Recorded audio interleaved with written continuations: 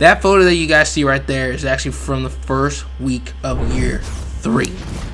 But before we get to that, welcome back to another Madden 21 video. There's gonna be a whole other video explaining what happened to the Zach series. I was just, but in short and sweet terms, I was just so behind on that series. I just felt like I probably would not have been able to get that stuff done. And I'm gonna be pretty busy this summer, so I just didn't know if I was gonna be able to get all those videos out. But we're gonna start a new series. We're gonna start fresh. But I did post the whole regular season videos on my site, and I actually did not record that whole playoff game video to begin with. And I'm just gonna let you guys know we lost. Zach did end up winning a Super Bowl a couple years down the road. He did end up finishing with 400 yards, with over 60,000 yards, 402 touchdown passes, 114 picks. Didn't make the Hall of Fame, which just doesn't make any sense to me. But now, this guy that you see, I've seen right here, is Tim Carter. Oh no, not Tim Carter. Tim Phillips. Sorry, the brother of Zach Phillips. This is the other universe that we're going to be diving into, and hopefully having a very long and true series. I'm going to try to be better with the uploads and stuff like that. But here's a little bit of a backstory about Zach Phillips. You got to know the character a little bit. Zach, he grew up in the Midwest. He grew up in the state of Michigan, and those I don't know how those summers are and those springs are, but during the winter time, the fall time, the fall is pretty. I've been there in the fall. It's pretty, but especially in the late fall and early winter, and but in the winter in general, those give you some brutal winters. So he's a guy that experiences a lot in terms of weather, but in terms of football, he was never really a fan of the Detroit Lions. He was a fan. He was really a fan of the Green Bay Packers. You know, he always respected the guys like Brett Favre, Aaron Rodgers. Those were some of his favorite quarterbacks. But really, the guys he really truly respected was guys like Brady, Breeze, Manning, Rodgers, Favre, Montana, Steve Young. He looked up to all of those guys. And his goal and dream was to actually somehow, some way get to the NFL. Somehow find a way to get to the league. That was his ultimate goal. That was the ultimate goal for him. And he's not here. But how do you get there? Let's go to Zach's junior year of high school. That was the first year he started. He didn't start his first 2 years. And he was not really a strong kid. He was maybe about 6'1" at the time. 196 pounds. And didn't really have a great arm. He was accurate. Did not have a great arm. But he started. He threw 20 touchdowns. He only threw 3 interceptions. Played well. Didn't really get any scouts.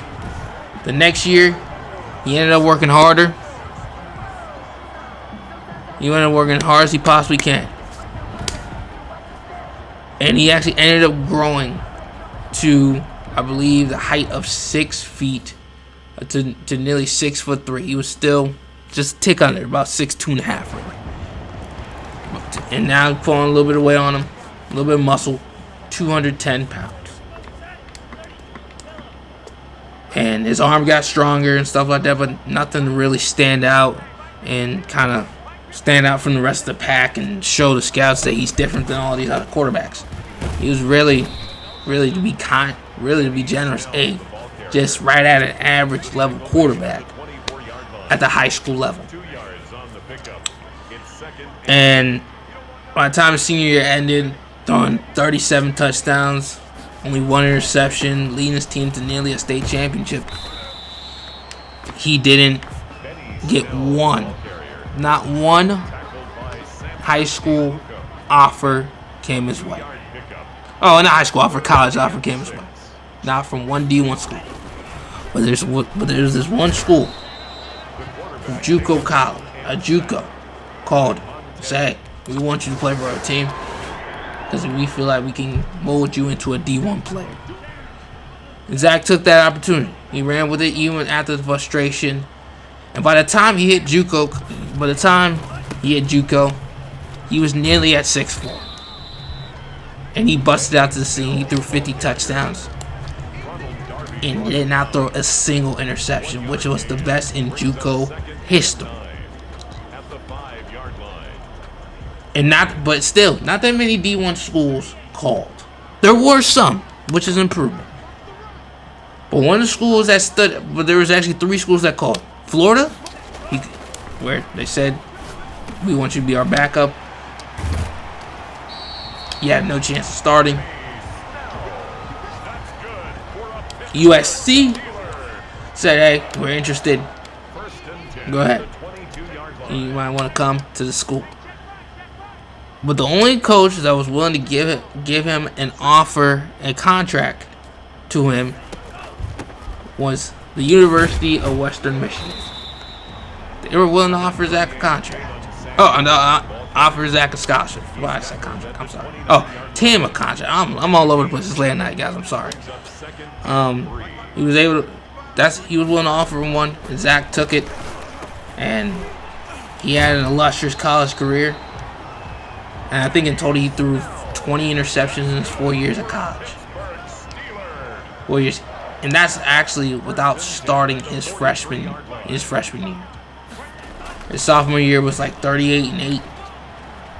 Then he had 20. Then he missed 2 games in college his sophomore year, where he threw 28 and 5.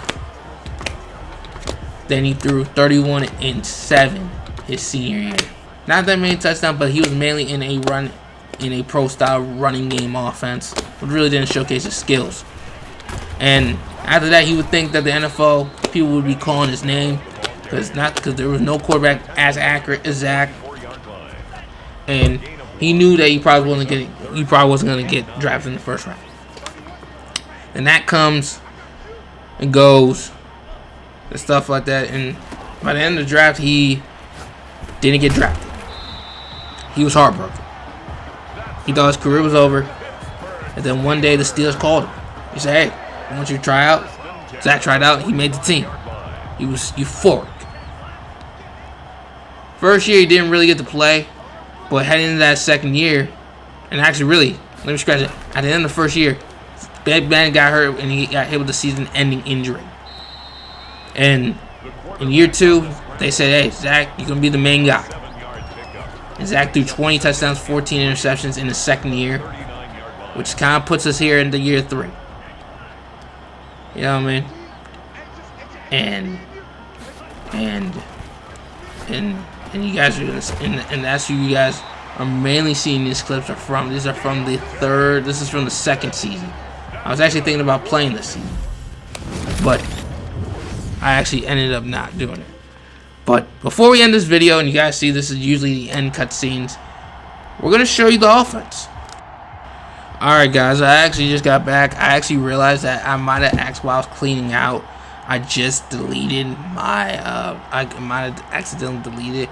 But the main guys that are still there, the receivers, Juju, Chase, Deontay.